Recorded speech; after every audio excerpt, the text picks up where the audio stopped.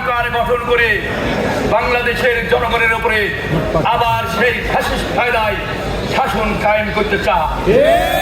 বাংলাদেশের সরকার এই ফ্যাসিস্ট কায়দায় যে দেশের শাসন কায়েম করতে চাইবে তাদের কি অবস্থা আপনার ইতিহাস থেকে শিক্ষা গ্রহণ করুন।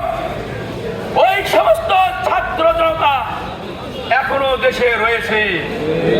আপনারা লক্ষ্য করেছেন ঢাকা বিশ্ববিদ্যালয়, জাহাঙ্গীরনগর বিশ্ববিদ্যালয়ে নির্বাচন হয়েছে, সেই সমস্ত ছাত্র জনতা তাদের রায় কোন পক্ষে বাস্তবায়ন করেছে।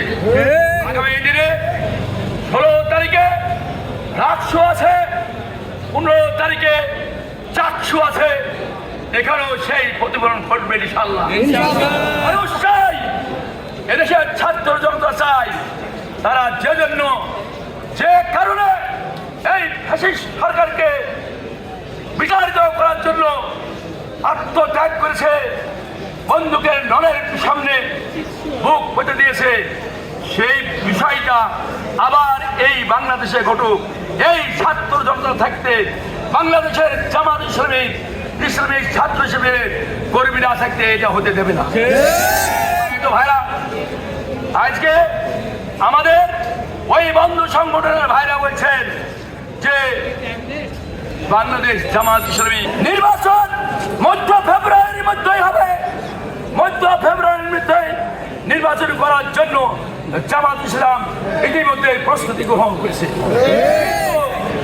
আমরা চাই না যে যেন তেন প্রকারের নির্বাচন আমরা চাই না। পিয়ার পদ্ধতির মাধ্যমে নির্বাচন হতে হবে এবং সেটা মধ্য ফেব্রুয়ারির মধ্যেই হতে হবে।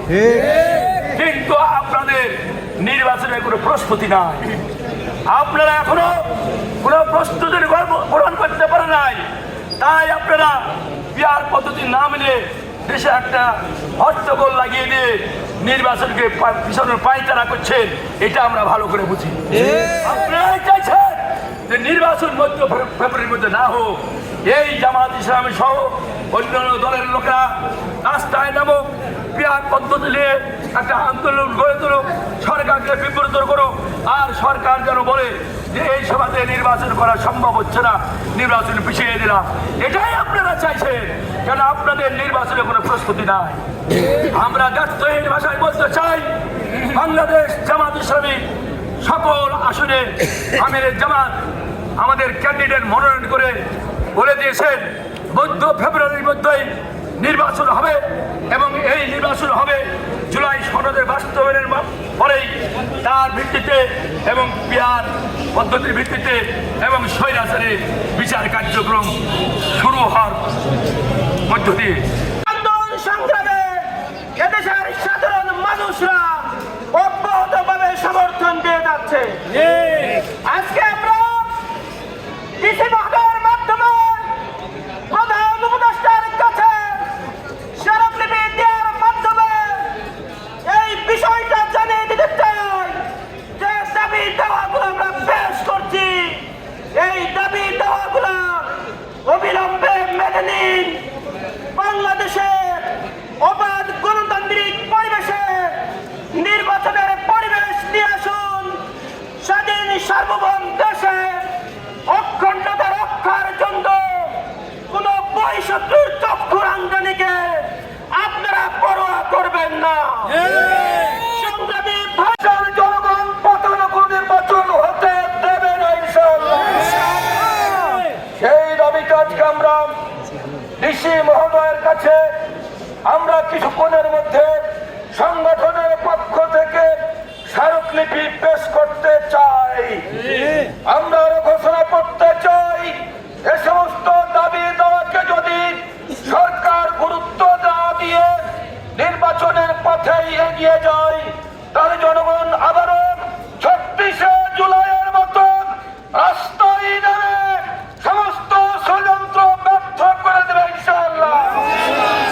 তবে জানেন, বাংলাদেশ জামাত ইসলামী আমিরে জামাত থেকে শুরু করে 7 জন শীর্ষ নেতৃত্বকে অন্যায়ভাবে রাজনৈতিক আদালতের মাধ্যমে, রাজনৈতিক রায়ের মাধ্যমে ফাঁসির মঞ্চে তারা ঝুলিয়েছে। আমরা স্পষ্টভাবে ঘোষণা করতে চাই, বিগত 26শে জুলাই বাংলাদেশে যে অভূতপূর্ব পরিবর্তন ঘটেছে, একটি গণতান্ত্রিক পরিবেশ আমরা লক্ষ্য করছি। এই আন্দোলন এবং সংগ্রামে প্রায় 2000 তরুণ তাজা প্রাণ তাদের রক্ত দিয়েছে, জীবন দিয়েছে, ঠিক কিনা?